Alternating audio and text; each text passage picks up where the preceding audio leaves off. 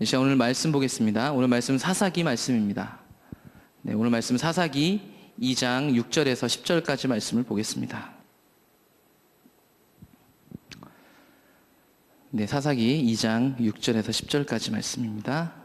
우리 한 절씩 돌아가면서 읽겠습니다. 전에 여호수아가 백성을 보내매 이스라엘 자손이 각기 그들의 기업으로 가서 땅을 차지하였고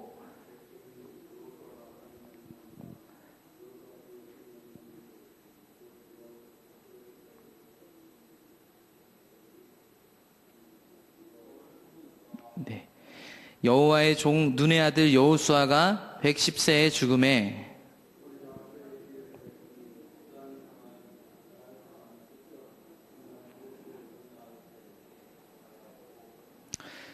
함께 읽겠습니다. 그 세대의 사람도 다 그 조상들에게로 돌아갔고 그 후에 일어난 다른 세대는 여호와를 알지 못하며 여호와께서 이스라엘을 위하여 행하신 일도 알지 못하였더라. 아멘. 예. 오늘은 사사기를 중심으로 해서 여호와를 모르는 다른 세대라는 제목으로 함께 말씀을 나누고자 합니다. 오늘 우리가 읽은 본문은 매우 신기한 내용을 담고 있습니다. 다시 한번 본문을 눈으로 보시면 2장 7절부터 시작된 오늘 본문 가운데 10절에 마칠 때 이런 얘기가 나옵니다. 다른 세대. 네. 여호수아 세대가 하나님이 주신 약속의 땅을 정복하고 나서 이제 정착하게 되었습니다. 그리고 그 여호수아 세대들이 죽고 나자 일어난 세대를 사사기는 다른 세대라고 표현하고 있습니다. 2장 10절에서 보는 것처럼. 이 다른 세대의 특징은 뭐냐면 여호와를 알지 못하고 여호와께서 이스라엘을 위하여 행하신 일도 알지 못한다고 이야기하고 있습니다. 이게 왜 충격이냐면 그들의 다음 세대인데요. 여호수아가 가나안 땅을 정복하고 죽자마자 바로 그 다음 세대입니다. 그러면 이 세대를 우리가 컨퍼런스에도 나눴던 것처럼 다음 세대라고 불러야 맞습니다. 그런데 영어 성경도 그렇고요. 이 세대를 다음 세대라고 부르지 않고 있습니다. 다른 세대라고 부르고 있죠. 그러니까 이게 충격입니다. 어떻게 한 세대 만에 그 놀라운 일을 경험했던 세대들이 쟁쟁한 사역자들이 쟁쟁한 하나님의 사람들이 있던 그 다음 세대에 어떻게 일어난 세대를 다음 세대라고 하지 않고 다른 세대라고 하고 있는가? 그 다른 세대의 특징은 이렇습니다. 하나님을 알지 못합니다. 하나님이 행하신 것을 모릅니다. 예, 우리가 잘 아는 것처럼 알지 못했다라는 것을 경험하지 못해서 그렇다고 얘기할 수 있습니다. 예, 하나님을 인격적으로 경험하지 못했다라는 것을 표현하는 것인가? 그렇게 말할지 모릅니다. 그런데 단순히 그렇게만은 볼 수 없는 게 뭐냐면 신명기 6장을 보면 이렇게 나와 있습니다. 신명기 6장 4절부터 9절까지를 함께 눈으로 읽겠습니다. 이스라엘아 들으라. 우리 하나님 여호와는 오직 유일한 여호와이시니 너는 마음을 다하고 뜻을 다하고 힘을 다하여 내 하나님 여호와를 사랑하라. 오늘 내가 내게 명하는 이 말씀을 너는 마음에 새기고 내 자녀에게 부지런히 가르치며 집에 앉았을 때에든지 길을 갈 때에든지 누워있을 때에든지 일어날 때에든지 이 말씀을 강론할 것이며 너는 또 그것을 내 손목에 메어 기호를 삼으며 내 미간에 붙여 표로 삼고 또 내 집 문설주와 바깥문에 기록할지니라. 아멘. 예, 이들은요 그 광야에서 만났던 하나님, 출애굽시켰던 하나님 잊어버리지 않기 위해서 이렇게 교육했습니다. 하나님 뜻대로, 하나님 말씀하신 대로 그들의 손목, 집, 문, 그러니까 그들이 오가는 모든 곳을 갈 때마다 그들은 뭘 기억하냐면 하나님과 동행하는 거. 하나님이 우리에게 절대적으로 필요한 존재다라는 것을 기억하게 되어 있습니다. 그러니까 앞에 우리가 본 그 다른 세대가 하나님을 알지 못했다 했다라는 것을 단순히 그들이 하나님을 홍해바다 같이 못 건너고 하나님을 인격적으로 경험하지 못했다 이렇게만 볼 수는 없는 겁니다. 예. 이들에겐 이런 교육들이 있었거든요. 그들이 다시 홍해바다를 건널 수는 없는 겁니다. 그런데 이들에게 하나님이 하나님을 잊어버릴 수 없는 이런 교육하기 위한 철저한 신앙교육을 시켰는데도 불구하고 한 세대 만에 그들이 다른 세대로 전락했더라. 사사기는 그 얘기를 하고 있습니다. 그래서 이들이 왜 다른 세대가 되었는가?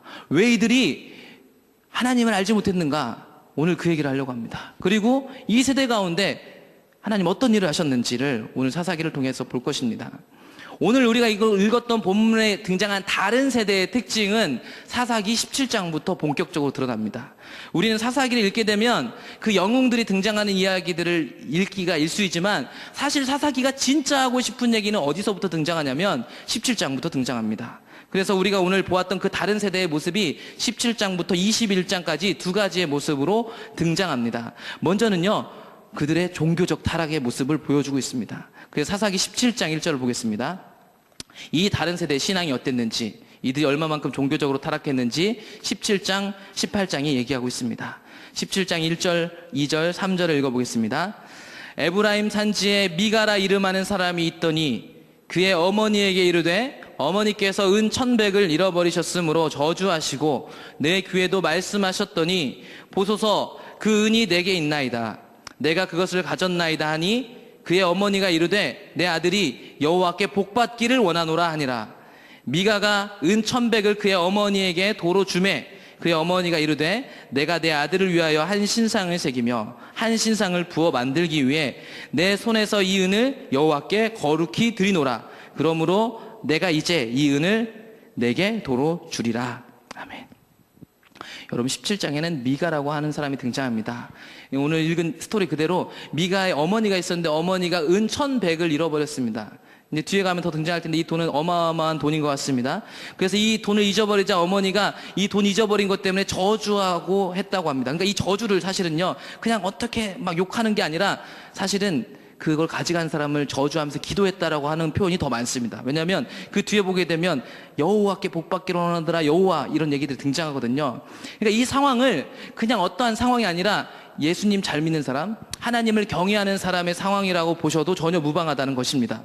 그래서 이 사람이 그 돈 훔쳐간 사람이 누군가 봤더니 자기 아들이었던 거죠. 그러니까 어머니의 저주를 들은 겁니다.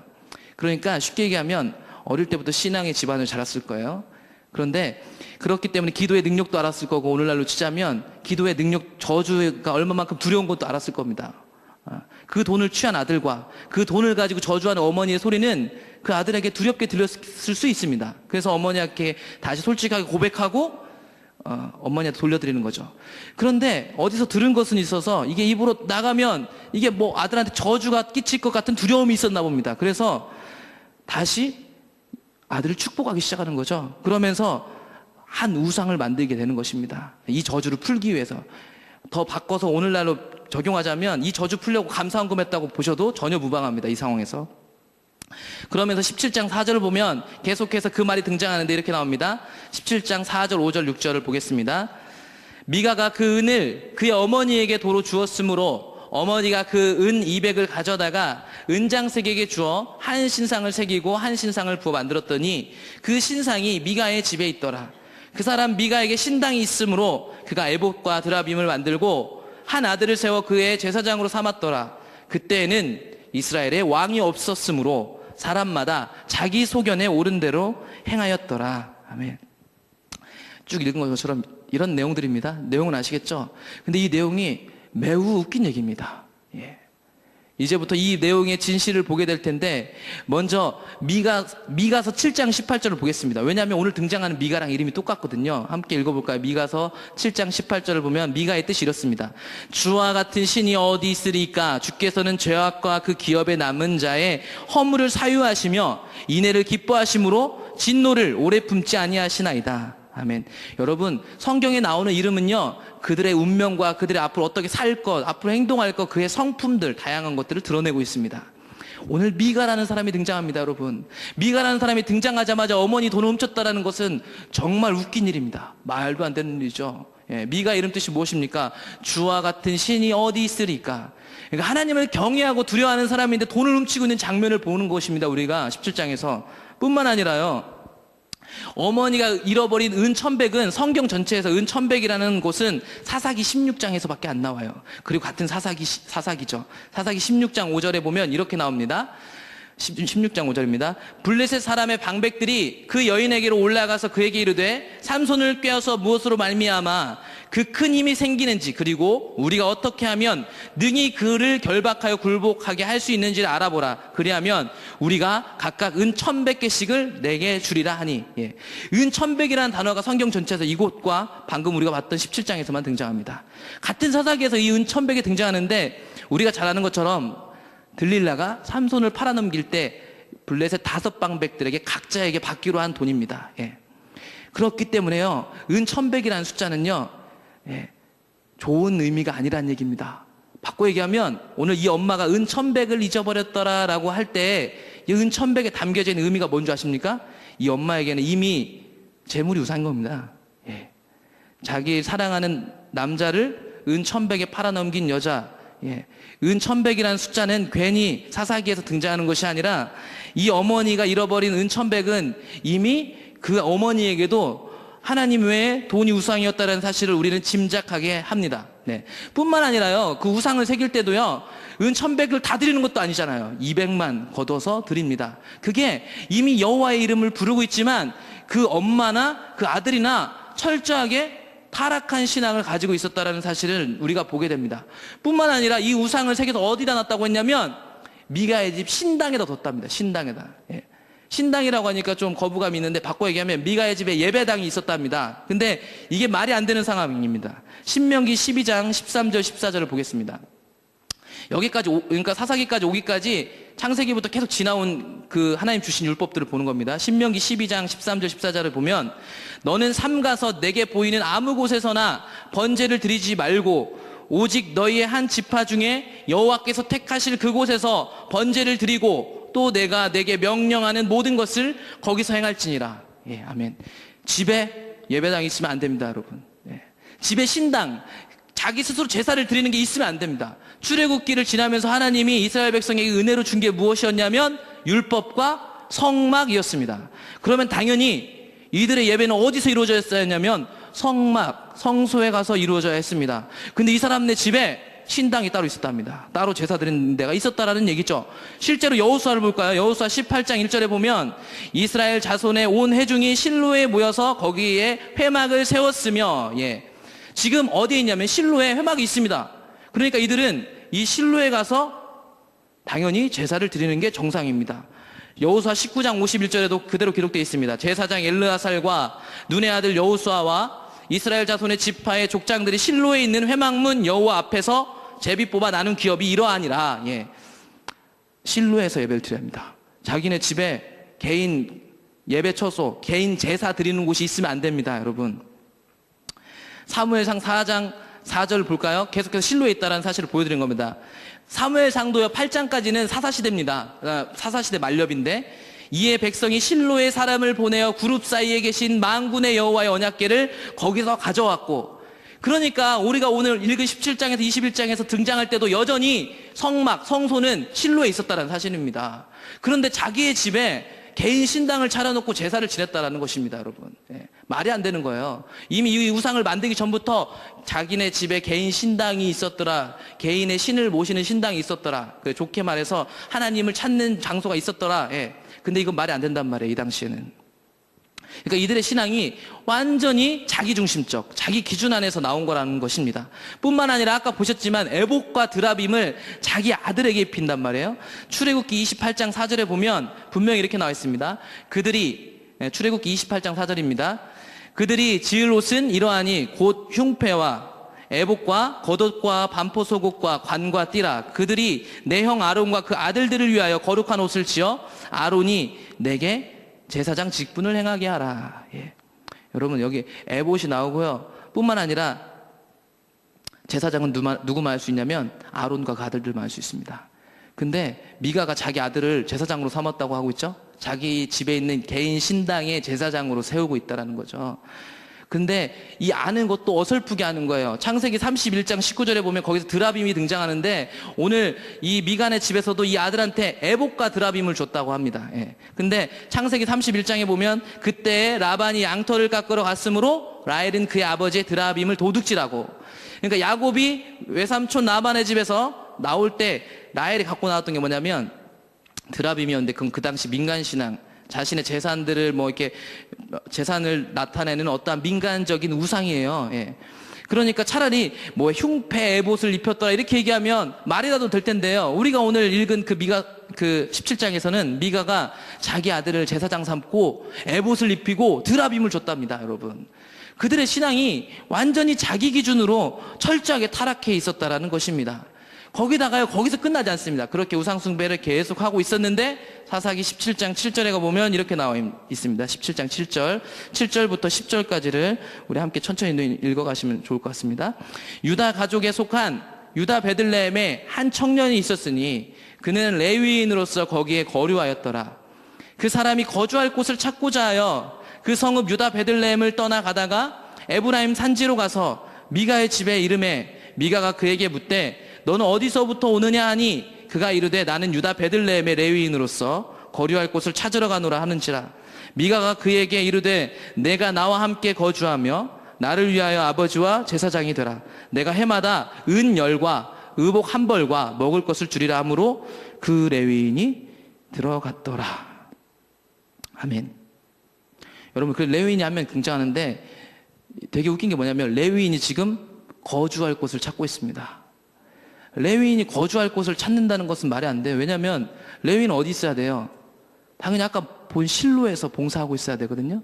그 주변에 있어야 한단 말이에요. 근데 이 사람이 살 곳이 없어서 떠돌고 있고요. 뿐만 아니라 은 10과 의복 1벌과 먹을 것 때문에 한 개인의 집에 제사장으로 들어가기로 한단 말입니다. 그러니까 그 당시 예배가 타락해 있었다라는 거죠. 예, 먹을 게 없었어요, 레위인들이. 레위인들이 먹을 게 없었다라는 것은 그들 그 당시에 사람들이 하나님을 제대로 안 찾았거나 혹은 제대로 찾아서 많은 헌물들이 있었는데 일부 제사장들이나 고위급 제사장들이나 레위인들이 자기네들만 취했다라는 것입니다. 왜냐하면 민수기 18장 21절을 볼까요? 민수기 18장 21절에 보면 이렇게 나와 있습니다. 내가 이스라엘의 11조를 레위 자손에게 기업으로 다 주어서 그들이 하는 일 곧 회막에서 하는 일을 감나니. 그렇기 때문에 레위인이 먹을 것이 없고 살 곳이 없어 떠돈다는 것은 그들의 예배가 심각하게 타락해 있었다는 것 뿐만 아니라 성소에서 하나님의 일을 하는 제사장뿐만 아니라 모든 사람들이 철저하게 타락해 있었다는 거죠. 그래서 누군가는 많이 먹고요, 누군가는 먹을 게 없어서 쫓겨나서 돌아다니게 되는 겁니다. 여러분, 우리가 잘 아는 것처럼 사무엘상에 가면 엘리가 나와요. 사사시대 엘리가 제사장이거든요. 근데 그 아들들은요 성전에 나오는 고기들 건져서 자기네들 이득 취하고요, 여자 행음합니다. 그것만 봐도요 제사장급으로 일하는 몇몇 유명한 몇 명 괜찮은 사람들은 많은 것을 취했지만 대부분의 레위인들은 가난을 벗어나기 힘들었다는 사실입니다. 그들의 신앙이 완전히 타락했다는 것이죠. 그러면서 이들의 우상 숭배는 어떻게까지 확장되어져 가느냐. 사사기 18장 1절에 가면 이제는 이 한 미간의 집에 있었던 우상이 단이라는 12지파 중에 단 지파의 우상으로까지 번져가게 됩니다. 사사기 18장에 보면 18장 1절부터 2절까지 보면 이렇게 나와 있습니다. 그때 이스라엘에 왕이 없었고 단 지파는 그때 거주할 기업의 땅을 구하는 중이었으니 이는 그들이 이스라엘 지파 중에서 그때까지 기업을 분배받지 못하였습니다. 단 자손이 소라와 에스다올에서부터 그들의 가족 가운데 용맹스런 5사람을 보내어 땅을 정탐하고 살피게 하며 그들에게 이르되 너희는 가서 땅을 살펴보라 하며 그들이 에브라임 산지에 가서 미가의 집에 이르러 거기서 유숙하니라. 여러분, 이 사사기 18장에 나오기까지 아직도 그들이 그 가나안 땅을 차지하고 있지 못하다는 것은 문제가 있는 겁니다. 이미 여호수아까지 하나님이 그 땅을 다 취하게 하셨거든요. 그 땅을 아직까지 취하지 못하고 있다는 거 바꿔 얘기하면 그 이방 문화 가운데 젖어 있는 거랑 다름이 없는 거죠.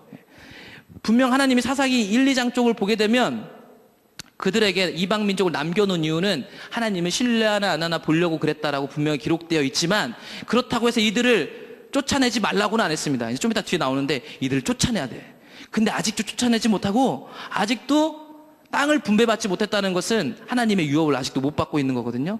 여호수아 19장 40절 41절에 가면 이 내용이 나옵니다. 오늘 본 이들이 지금 땅을 구하고 있는 그 땅 얘기가 이렇게 나옵니다. 여호수아 19장에 가보면 땅 나누는 장면에서 이렇게 나옵니다. 7제로 단 자손의 지파를 위하여 그들의 가족들의 제비를 뽑았으니 그들의 기업의 지역은 소라와 에소다올과 이르세메스와 이미 여호수아 여기서 다 이렇게 해서 그 기업을 주고 정복하라고 했어요.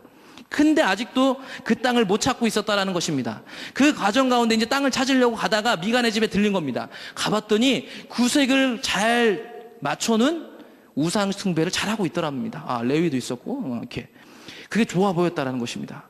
뿐만 아니라 이 사람들이 단 자손이 그 레위인한테 그 제사장 역할하는 레위인한테 물어봤는데 하나님의 뜻이 이루어졌습니다. 성취가 됐어요. 물어봤는데 진짜 그렇다. 쉽게 얘기해서 점괘가 맞은 것처럼. 그랬더니 이 단 지파가 그 레위인하고 그 우상을 자기네 걸로 가져온 겁니다. 그래서 17장 18장은 한 개인의 종교적 타락이 한 지파로까지 퍼져가는 장면을 정확히 기록해 주고 있었습니다. 그런데 가히 충격적인 것은 사사기 18장 30절에 나타나 있습니다. 이렇게 단 지파 우상 숭배로 발전됐는데 읽어볼까요? 단 자손이 자기들을 위하여 그 새긴 신상을 세웠고 모세의 손자요 게르솜의 아들인 요나단과 그의 자손은 단 지파의 제사장이 되어 그 땅 백성이 사로잡히는 날까지 이르렀더라. 그 우상 숭배로 들어갔던 레위인이 누구라고요? 모세 손자입니다. 그 모세 맞습니다. 그 모세입니다. 예. 우리가 잘 알고 있는 그 모세의 손자가요, 단 지파의 제사장이 됐다라고 얘기하고 있습니다. 한 세대 만에, 예? 모세가 홍해를 가른 그 모세의 손자라니까요. 그리고 더 웃긴 것은 레위인 중에서도 아론의 자손이면 이해를 하겠는데 아론의 자손도 아닌 사람이 지금 제사장하고 있어요. 그러니까 우리가 가끔 시사풍자하는 뭐 개그 같은 걸 보면 그 내용을 아는 사람이 보면 정말 웃기고 말도 안 되는 거예요. 씁쓸하지만, 그쵸? 예. 똑같이 우리가 참 신앙을 갖고 있고 성경을 제대로 아는 사람이라면 17장, 18장을 읽으면서 씁쓸한 미소를 지을 수가 없습니다. 너무나도 웃기고 너무나도 말되는 안 되는 장면이 이들에게 나타나기 때문이죠. 그런데 이런 종교적 타락에서 끝나는 게 아닙니다. 예. 종교가 타락하면 뭐가 타락하게 돼 있냐면 그들의 삶이 타락하게 돼 있습니다. 그래서 19장부터는 우리가 본 17장, 18장과 같은 구조로 그들의 사회적, 도덕적 타락의 모습을 여실하게 기록하고 있습니다. 그 다른 세대의 사회적, 도덕적 타락을요. 사사기 19장 1절, 2절을 우리 함께 읽어보겠습니다. 시작.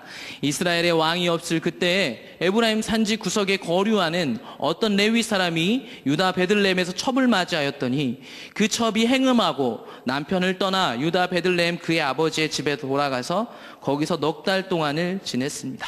네. 여기서 또 레위인이 등장하는데 레위인이 여러분 첩이 있습니다. 그리고 이길수 목사님께서도 얘기하셨는데 19장 2절에 있는 그 첩이 행음하고의 뜻은 이걸 해석하는 부분들이 되게 많습니다. 그래서 번역본마다 좀 다른데 어떤 번역본은 그 첩이 먼저 행음한 게 아니라 이 레위 남편이 먼저 행음을 해서 그것 때문에 기분 나빠서 갔다라고 번역한 부분도 있습니다. 어떤 번역이 맞든 간에요. 아까 17장에서도 동일하게 레위인이 등장하고 19장부터 등장하는 사회적 타락에서도 레위인이 등장해가지고 하는 일들이 이런 일들입니다. 레위인이 첩을 맞이한 상황. 예. 그리고 그 첩이 도망갔습니다. 그래서 그 처갓집으로 그 첩을 찾으러 가는 과정 가운데 19장이 기록되고요. 그를 찾아서 돌아오는 가운데 에피소드가 등장합니다. 우리 사사기 19장 11절 12절을 보겠습니다. 11절 12절을 보겠습니다. 읽겠습니다. 그들이 여부스에 가까이 갔을 때 해가 지려 하는지라 종이 주인에게 이르되 청하건대 우리가 돌이켜 여부스 사람의 이 성읍에 들어가서 유숙하십시다 하니 주인이 그에게 이르되 우리가 돌이켜 이스라엘 자손에게 속하지 아니한 이방 사람의 성읍으로 들어갈 것이 아니니 기브아로 나아가리라 하고, 예. 오는 길에 날이 저물었습니다. 당연히 머물다 가야겠죠. 그래서 종이 얘기합니다. 그 레위인 주인한테요. 저기 여부스 사람들의 성읍이 있는데 거기 들어가서 쉬시죠. 예, 여기 가까이 여기 있는데. 그랬더니 이 레위인이 뭐라고 했냐면 이방 사람들에게 들어가면 안 되지. 우리 이스라엘 백성들 민족 위에 있는 성으로 가야 되니까 저기 좀 더 가서 기브아로 가자고 한 것입니다. 그래서 19장 14절에 보면 더 나아가서 베냐민에 속한 기브아에 가까이 이르러 해가 진지라. 예. 베냐민 지파가 살고 있는 기브아란 성읍에 그들이 들어간 겁니다. 왜냐하면 이방인들 성읍에 들어갈 수 없으니까요. 네, 그리고 이렇게 들어간 이유들이 있습니다. 사사기 19장 15절부터 함께 보겠습니다. 15절부터 15절, 16절, 17절, 18절. 기브아에 가서 유숙하려고 그리로 돌아 들어가서 성읍 넓은 거리에 앉아 있으나 그를 집으로 영접하여 유숙하게 하는 자가 없었더라. 저녁 때 한 노인이 밭에서 일하다가 돌아오니 그 사람은 본래 에브라임 산지 사람으로서 기브아에 거류하는 자여 그곳 사람들은 베냐민 자손이더라. 노인이 눈을 들어 성읍 넓은 거리에 나그네가 있는 것을 본지라. 노인이 묻되 그대는 어디로 가며 어디서 왔느냐 하니 그가 그에게 이르되 우리는 유다 베들레헴에서 에브라임 산지 구석으로 가나이다. 나는 그곳 사람으로서 유다 베들레헴에 갔다가 이제 여호와의 집으로 가는 중인데 나를 자기 집으로 영접하는 사람이 없나이다. 아멘. 이 장면이 또 왜 웃기냐면요. 이스라엘 백성 같은 성민에게 간 이유는 이제 이방인들을 부정하니까 함께하지 못하려는 이유도 있을 것입니다. 근데 또 하나는 뭐냐면 유대인들에게는 어떠한 것들이 있었냐면 나그네를 대접하는 게 하나님 뜻을 대로 하는 것입니다. 예. 그래서 출애굽기 22장 21절에 보면 그들이 출애굽할 때 그들의 상황에 맞춰서 하나님이 주신 율법은 이렇게 얘기하고 있습니다. 22장 21절 너는 이방 나그네를 압제하지 말며 그들을 학대하지 말라. 너희도 애굽 땅에서 나그네였음이라. 예. 나그네한테 함부로 하면 안 됩니다. 이방 나그네도요. 23장 9절 너는 이방 나그네를 압제하지 말라. 너희가 애굽 땅에서 나그네 되었은즉 나그네의 사정을 아느니라. 신명기 10장 19절 너희는 나그네를 사랑하라. 전에 너희도 애굽 땅에서 나그네 되었음이니라. 여러분 이방 나그네도 그냥 두면 안 돼요. 예. 그게 하나님이 주신 율법이란 말이에요. 이 당시 율법은 해도 되고 안 해도 되는 게 아닙니다. 예, 지난번에 제가 출애굽기 설명드렸는데 언약 백성이 됐으니까 이렇게 살아야 되는 것입니다. 예, 하나님이 언약 백성이기 때문에 그 당시 언약을 맺은 이스라엘 백성들에게 그 당시 당신들 그 이스라엘 백성들의 상황과 환경과 문화에 맞춰서 구체적인 법을 준 겁니다. 그게 뭐였냐면 이방 나그네를 대접해라. 이 이방 나그네를 대접할 때마다 이 이스라엘 백성들은 어떤 걸 경험했냐면 우리를 출애굽시킨 하나님을 기억하는 것입니다. 여러분 은혜로 주신 겁니다. 그러니까 이걸 하지 않는 것은 사실 하나님의 은혜를 잊어버리는 것과 똑같은 겁니다. 근데 우리 아까 읽어본 것처럼 그래서 이스라엘 백성들에게 갔건만 그를 영접하는 자가 아무도 없었습니다. 아까 17절에서 읽었던 것처럼 성읍 넓은 거리에 있었습니다. 안 보이는 거리가 아니죠. 가장 넓은 거리에 있었습니다. 근데 아무도 그들을 집으로 들여보내는 사람이 없었다는 것입니다. 그 가운데 나타났던 노인도요. 사실은 보면 베냐민 사람은 아니고 원래 에브라임 산지 사람이더라 이렇게 나옵니다. 나중에 고향 사람이라 묻게 해준 거예요. 그러니까 쉽게 얘기하면. 그냥 무조건적인 게 아니라 19장 16절 18절을 읽어보면 그 노인이 같은 고향 사람이라서 거기 머물게 해주고 있는 거란 말이에요. 나그네를 대접해주고 있다는 것이죠. 그들의 상황이 이랬습니다. 그래서 그 노인네 집에 가서 있는데 갑자기 그 성읍에 살던 불량배들이 등장합니다. 사사기 19장 22절에 등장합니다. 읽어볼게요. 그들이 마음을 즐겁게 할 때 그 성읍의 불량배들이 그 집을 에워싸고 문을 두들기며 집 주인 노인에게 말하여 이르되 내 집에 들어온 사람을 끌어내라. 우리와 그와 관계하리라 하니 우리가 잘 알고 있는 것처럼 여기서 관계라는 말들은 거의 대부분의 성경학자들이 동성애를 얘기한다고 말하고 있습니다. 동성애를 얘기하고 있다고. 그 당시에 오늘날도 우리는 동성애 그때 책자를 많이 읽어봐서 알겠지만 그 당시처럼 다른 지역과 다른 사람과 교류가 없는 시대에 새로운 사람이 그 마을에 등장한다 하는 것은 그들의 타락한 성적 욕구를 폭발시키기에 충분한 것입니다, 여러분. 그래서 그 성읍에 불량배들이 나타나게 된 거죠. 예. 성경은 이 동성애에 대해서 많이 얘기하고 있지 않지만 가장 타락한 시대 사사시대뿐만 아니라 우리가 잘 알고 있는 창세기 19장 5절에서도 소돔과 고모라에서도 동일하게 롯을 부르고 그에게 이르되 오늘 밤에 내게 온 사람들이 어디 있느냐 이끌어내라 우리가 그들을 상관하리라 라고 똑같은 단어를 사용하면서 동성애에 대해서 얘기하고 있습니다. 이때도 똑같습니다. 천사가 사람의 모양으로 현현해서 나타난 것을 가지고 이 성읍 사람들이 새로운 사람을 본 것입니다. 그래서 그 성욕을 누르지 못하고 그들에게 이 불량배들이 온 것입니다. 그러니까 어느 시대나 가장 타락한 시대에 이 동성애가 등장하고 있다는 사실입니다. 그러니까 사사시대도 엄청 타락한 거죠. 오늘날 근데 더 무서운 거는 이 불량배들이 이 짓을 하고 있는데 그 성읍에 있는 사람들은 베냐민 지파 사람들인데 아무도 안 말리고 있다는 것입니다. 무슨 말인지 아시죠? 오늘날 쉽게 얘기하면 애플사의 그 CEO가 동성애자라고 밝혀도 아무도 우리가 얘기할 수 없을 만큼 우리가 그 사람을 막 어떻게 하라는 얘기가 아니라요. 사회 전반적인 분위기가 그것을 제재할 수도 없을 만큼 그들이 득세했다는 것입니다. 동일하게 이 불량배들이라고 얘기하면 불량배들 말려야죠. 이스라엘 백성들이 성민들이 이런 짓을 하는데 어떻게 가만히 놔둡니까? 근데 아무도 이들을 제재하지 않네요. 그 당시 사회 전반적인 분위기가 그들의 상태가 어땠는지를 여실히 보여주고 있는 겁니다. 우리처럼. 그 일 때문에 사사기 19장 24절부터 26절까지는 그의 첩이 대신 희생되는 장면을 기록하고 있습니다. 그래서 그 첩이 밤새 그 레위인 대신 고통당하고 결국 죽게 되는 사건을 우리가 발견하게 됩니다. 그래서 이 사건을 통해서 이스라엘 전체에 이 사건을 알립니다. 사사기 19장 28절, 29절, 30절은 그래서 그 그 레위인의 첩에 시체를 12덩이 내서 각 이스라엘 지파로 보내서 이 사건이 있었으니까 그 베냐민 지파를 심판해야 된다라고 그런 사건들이 일어납니다.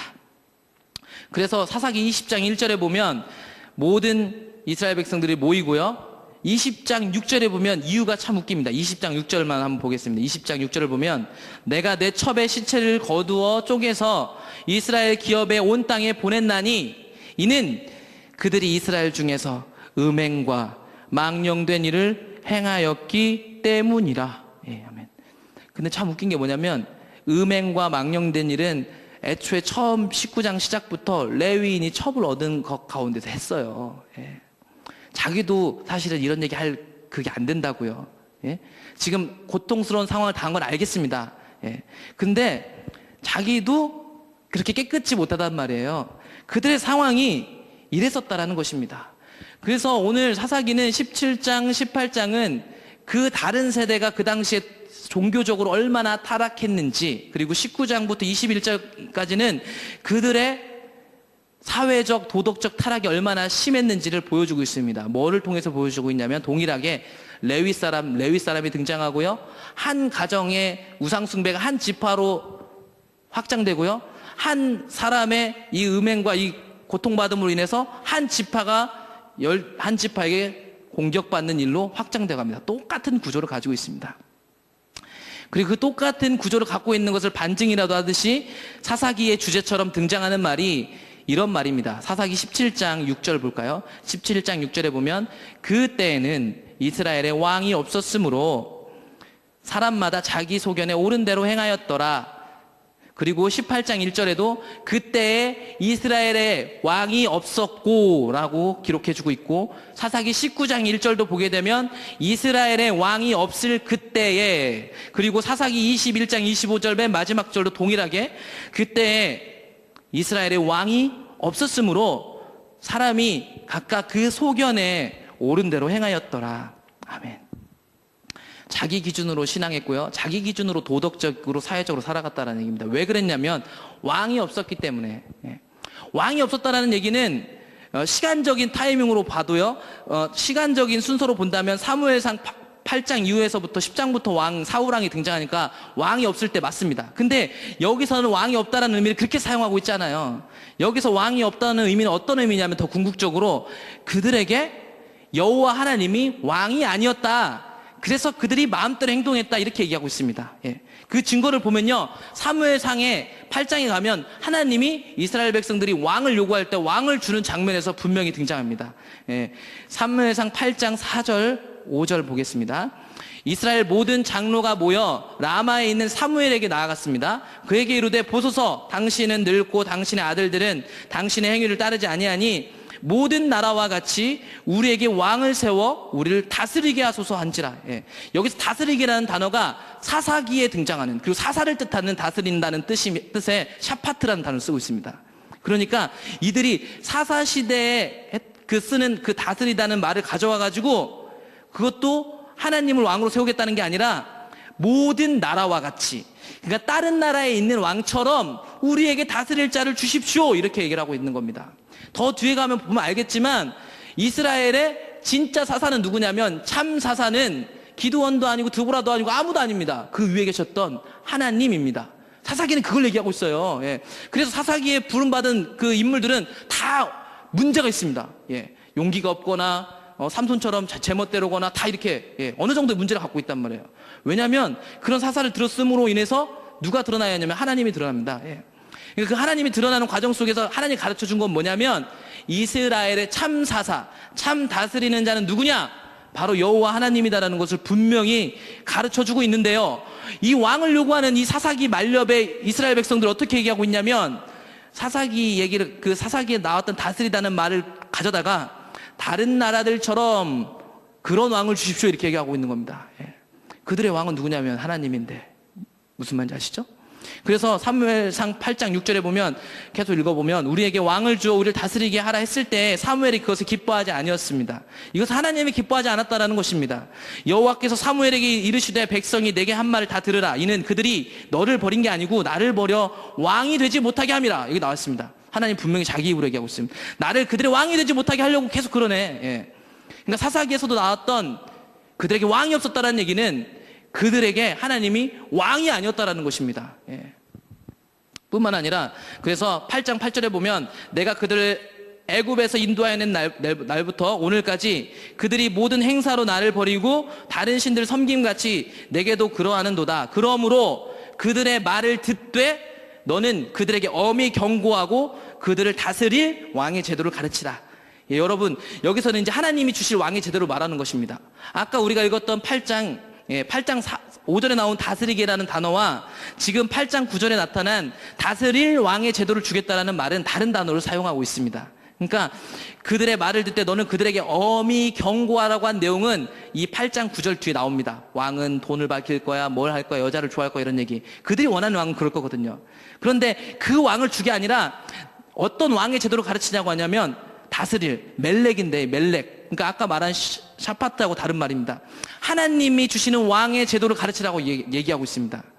그러니까 여기서 이들은 타락한 다른 나라처럼 이렇게 리더십을 발휘하는 왕을 원했지만 하나님은 그것을 주겠다고 얘기하고 있지 않고 내가 주는 왕의 제도로 널 다 했을 거다 이렇게 얘기를 합니다. 이 제도는 뭐냐면 우리가 잘 아는 것처럼 뒤에서부터 사울왕이 될 때부터 누가 등장하냐면 선지자가 등장합니다, 여러분. 그래서요 사무엘상부터 등장하는 선지서들을 볼 때 왕이요 제대로 된 선지자, 만약에 이 선지자가 제대로 된 선지자라면 선지자의 말을 듣는 것이 어떤 거냐면 하나님의 말을 듣는 겁니다. 예. 사울은 하나님 선지자의 말을 안 들었죠. 예, 제사 드리면 안 된다고 했는데 하나님께 불순종한 거예요. 반대로 다윗은 그 밧세바를 간음했을 때 나단이 나타나서 네가 바로 그 사람이다 했을 때 어떻게 했어요? 엎드렸습니다. 예.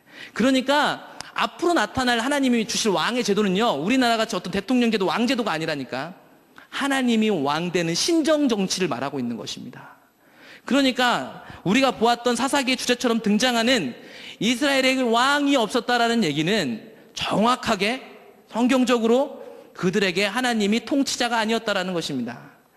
통치자가 아니라는 것은 그분이 그들의 삶에 전혀 거리낌이나 어떤 고려 대상이 아니었다라는 것입니다. 그래서 그들은 자기 소견, 자기 중심적인 신앙, 자기가 생각하기 좋은 대로 하나님을 따랐다라는 것입니다.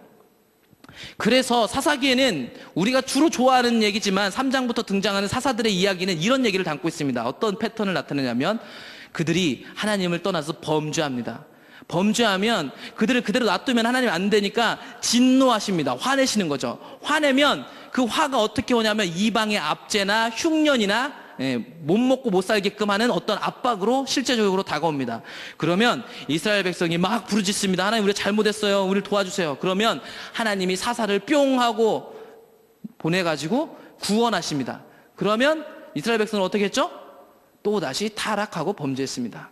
이 패턴이요 우리가 좋아하는 그 삼손까지 6번 등장합니다. 6번. 예.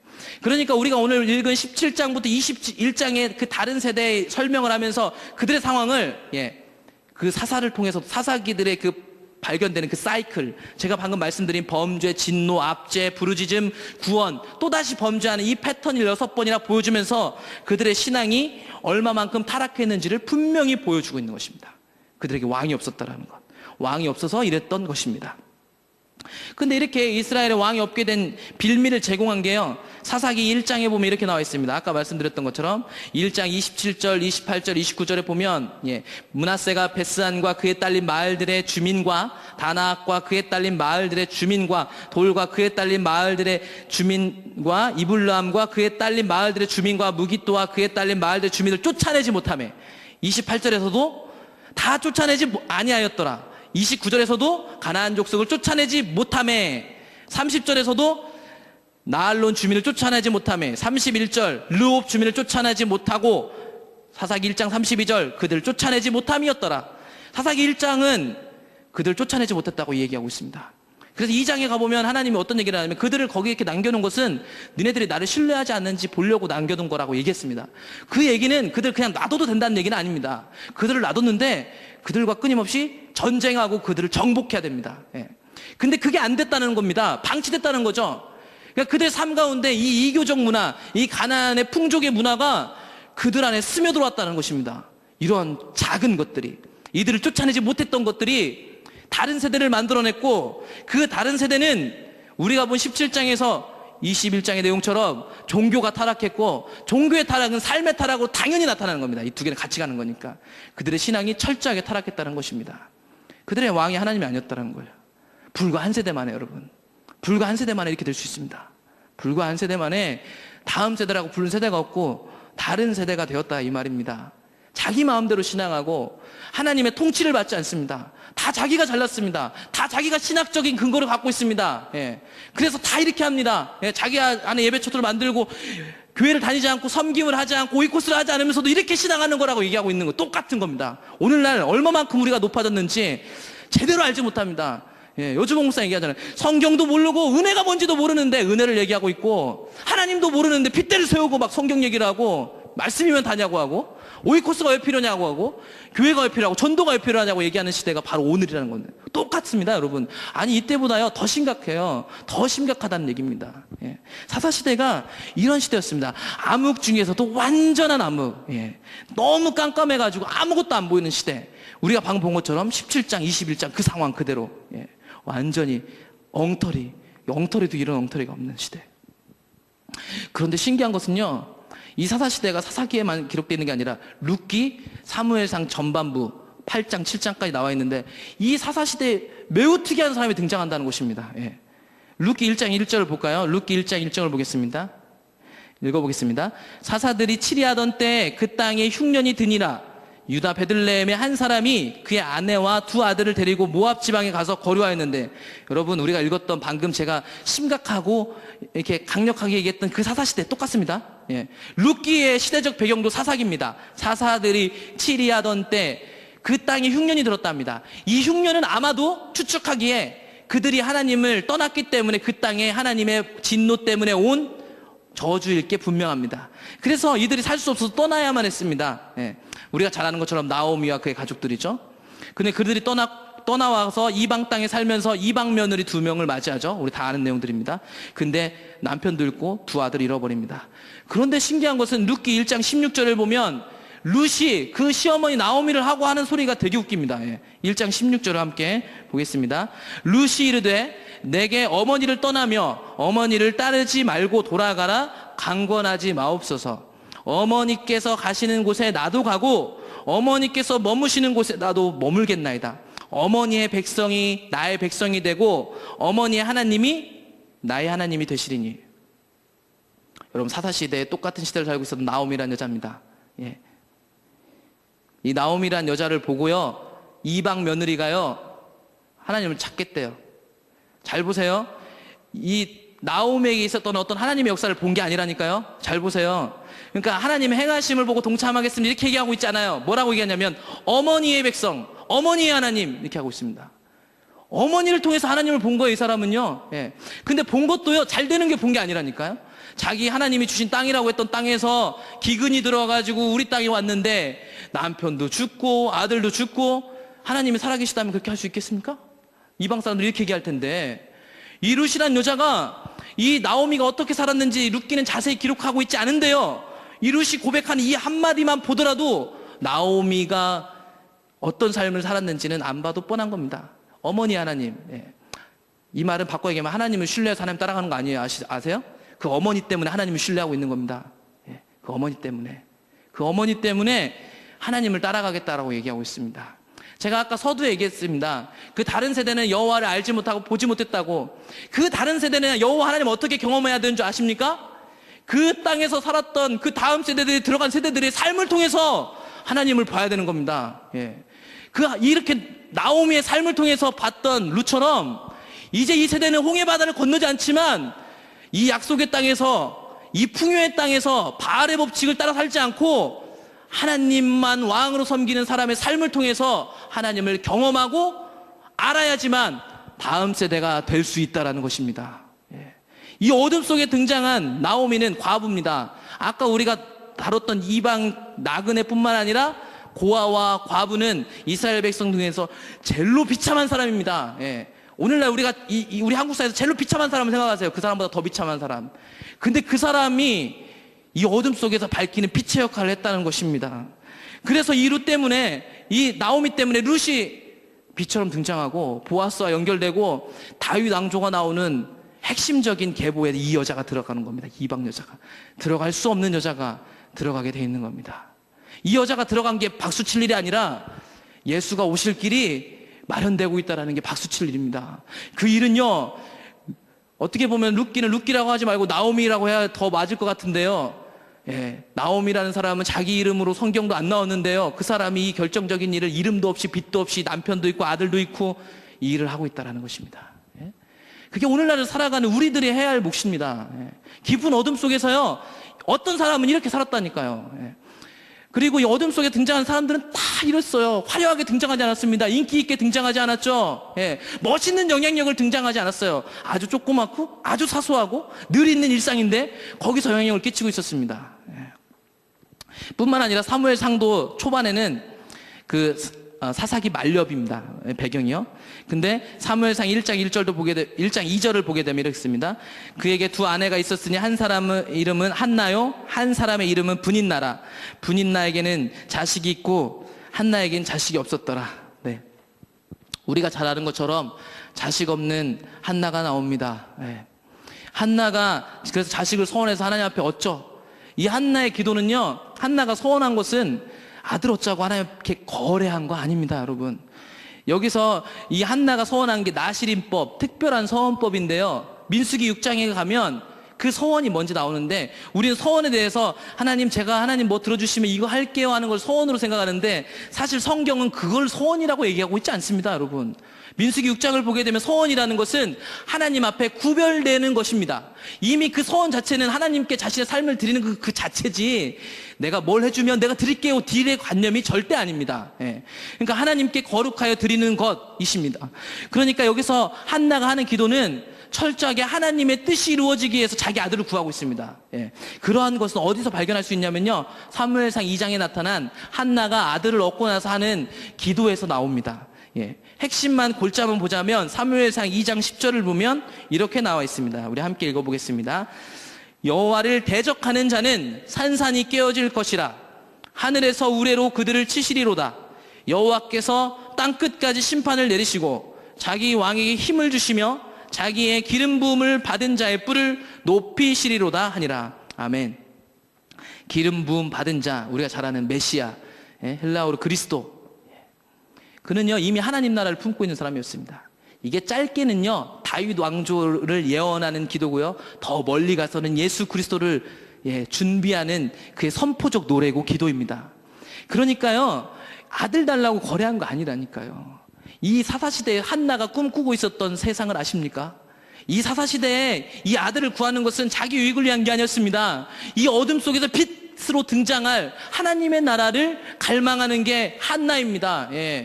우리 그냥 뭐 아들 달라고 해서 한나 이름 쓰는 거 아닙니다. 하나님 나라를 철저하게 열망하는 사람들이 그 이름을 쓸 수 있어야 됩니다. 이 똑같은 사사시대에 실제로 이런 일들이 일어났고요. 그래서 누가 나왔냐면 우리가 잘 아는 것처럼 사무엘상 3장 19절부터 보겠습니다. 사무엘이 자라매 여호와께서 그와 함께 계셔서 그의 말이 하나도 땅에 떨어지지 않게 하시니 단에서부터 브엘세바까지의 온 이스라엘이 사무엘은 여호와의 선지자로 세우심을 입은 줄 알았더라. 여호와께서 실로에서 다시 나타나시되 여호와께서 실로에서 여호와의 말씀으로 사무엘에게 자기를 나타내시리라. 이 말씀 그냥 띄워주세요. 보세요. 여호와께서 실로에서 다시 나타나셨대요. 이 말은 무슨 말인가요? 그 전에 없었다는 얘기입니다. 그 전에 없었다는 얘기예요. 제가 아까 얘기했잖아요. 그들의 왕이 없었다고요. 제가 그냥 주장하는 게 아니라 여기 나오잖아요. 사무엘 이전에 그들에게 왕이 없었습니다. 하나님이 사무엘을 예배하셔서 다시 그 회막에 있던 그 실로에서 여호와의 말씀이 사무엘을 통해서 나타냈습니다. 왕이 없었다니까요. 그냥 이게 없는 척만 한 게 아니라 그들에게 왕이 아니었고요, 하나님의 영향력이 그들하고 별로 상관없었어요. 근데 하나님이 똑같은 사사시대인데 하나님 나라를 열망할 뿐만 아니라 하나님을 왕으로 삼는 가장 비참한 여자, 성경에서도 그렇게 비중 있지 않은 것 같은 여자들, 나오미, 그 다음에 한나를 통해서 빛의 세력들을 키워내고 있다니까요. 이게 하나님 나라가, 하나님 나라의 일하는 방식입니다. 이렇게. 지금 이때보다 더 어둡습니다, 여러분. 우리는 이 어둠 속에서 우리가 실제적으로요, 이론으로 하시는 게 아니라니까요.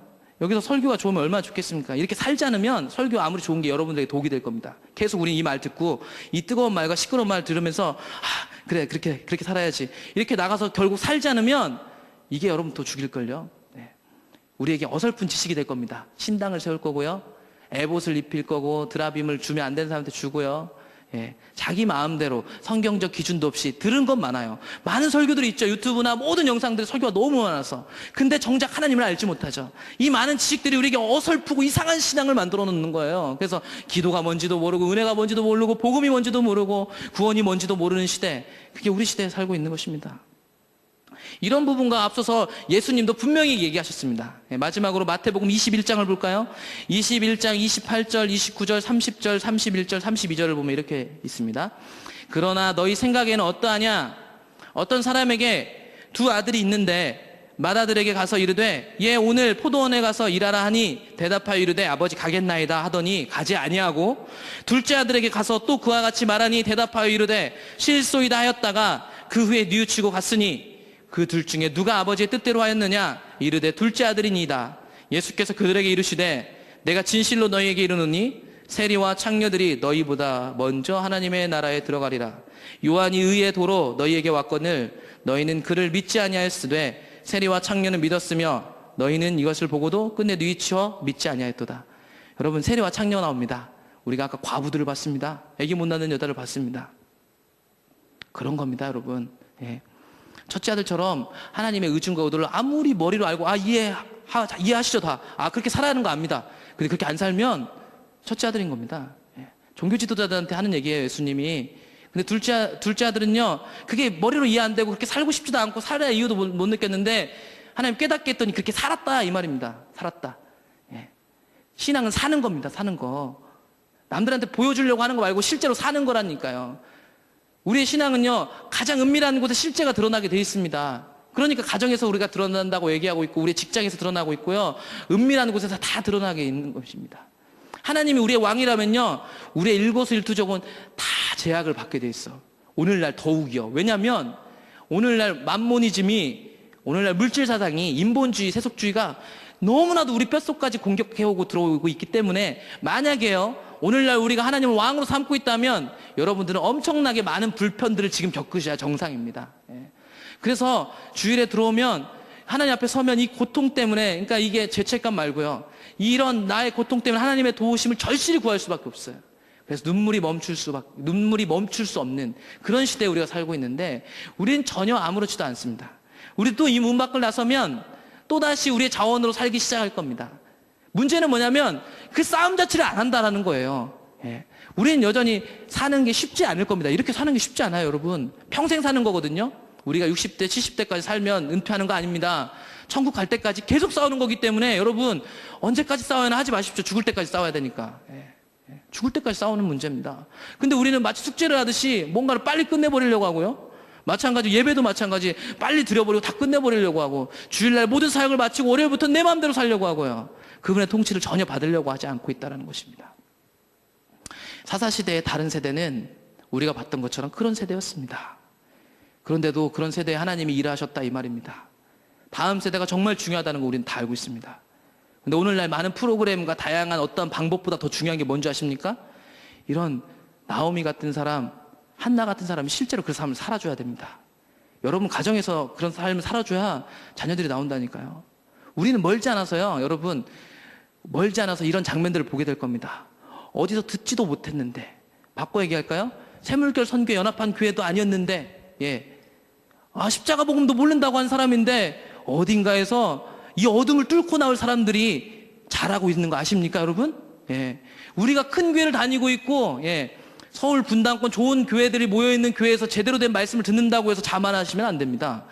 말을 듣는 것보다 사는 것이 훨씬 더 중요하거든요. 보이지 않는 곳에서 사는 사람들 진짜 많습니다, 여러분. 우물 안에 개구리가 되시면 안 됩니다. 이제 우리가 하나님이 주신 기회를 얻어서 하나님의 의중과 의도를 알고 관계가 중요한 걸 아셨으면 그 관계를 하시고, 그 관계대로 여러분의 직장과 다른 사람을 대하는 것과 모든 삶을 실제적으로 그렇게 사시기 시작하셔야 됩니다. 예. 제가 살라는 말은요, 도덕적으로 깨끗해지라는 얘기 아닙니다. 우리가 믿는 대로 그렇게 계속 시도하고 하나님 찾고 하나님 따라가고 내 자원으로 사는 그 대가를 톡톡히 치르면서 하나님 앞에 눈물도 빼고요. 때로는 하나님의 자원으로 사는 기쁨도 경험해보고 시작하고요. 때로는 내 의로 섬김의 자리를 잘못 가서 고통도 받아보고요. 그 일들 앞에 끊임없이 있어야 되는데 우리는 아예 이 싸움 자체를 하고 있지 않다라는 것입니다. 한 주 동안 살아가시면서 여러분들의 삶을 잘 돌아보십시오. 그분이 진짜 우리의 왕인지. 1,000원짜리 한 장 쓰는 게 쉬운 일이 아니라니까요, 여러분.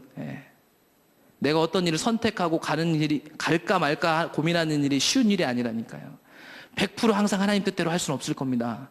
근데 이거 가지고 고민하기 시작해야 내가 내 자원으로 하는 것을 보아가지고 애통하고요. 하나님 자원으로 하는 느낌을 알아서 그걸로 살아가는 것입니다, 여러분.